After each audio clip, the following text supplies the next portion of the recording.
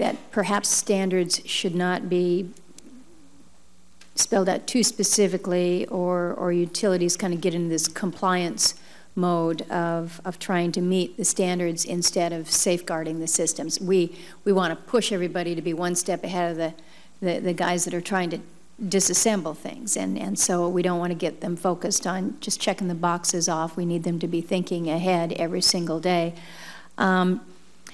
And so this whole issue of flexibility within a system as opposed to a prescriptive set of standards, because my concern is that the legislation that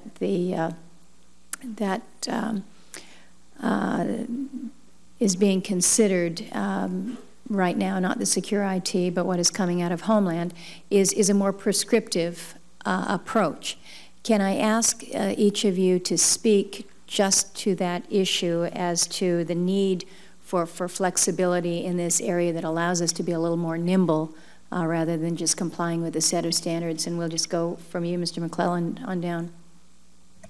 Thank you, Senator. I agree, and I think all of the panelists would too, that the individual entities have to have the latitude to have the directive, but not be so prescriptive as to tie them into any singular response.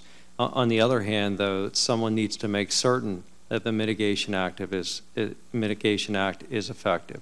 Back to the question about Aurora, you know, it's not enough just to collect survey data.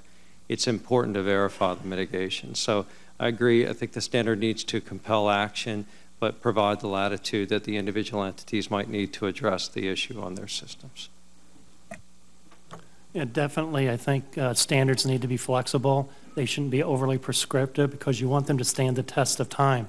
You don't want to necessarily change your standard every time there's a new threat or a new technology that emerges that presents additional vulnerabilities. Just as a kind of like as a parallel in the federal government, NIST issues federal information processing standards, which are mandatory requirements. In addition, though, they has lower levels of guidance, usually through special publications and guidance that provide increasingly more detailed actions that can be taken to secure systems in cybersecurity. But they are more prescriptive and they're at a lower level than at the actual government-wide standards. So it's good they had that flexibility and probably multiple layers of guidance, standards, guidance, and instructions, if you will, to provide to organizations to secure their systems. Mr. Cawley. Senator Murkowski, I agree as well. The most effective standards will be based on risk controls, setting up systems to catch issues that need to be identified, not on prescriptive line-by-line rule-based type standards.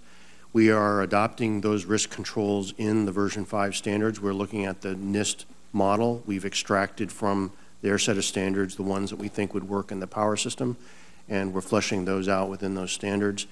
There's an added factor in the security arena is that you really want to incent people to report issues, because part of the intelligence is finding out what are the bad guys doing and what information are we finding, and lots of little pieces mean something when you roll it all up together. So if we're going in with a checklist style of compliance, it's not going to be helpful to that. We want people reporting information actively, and I think we're on the right track for that.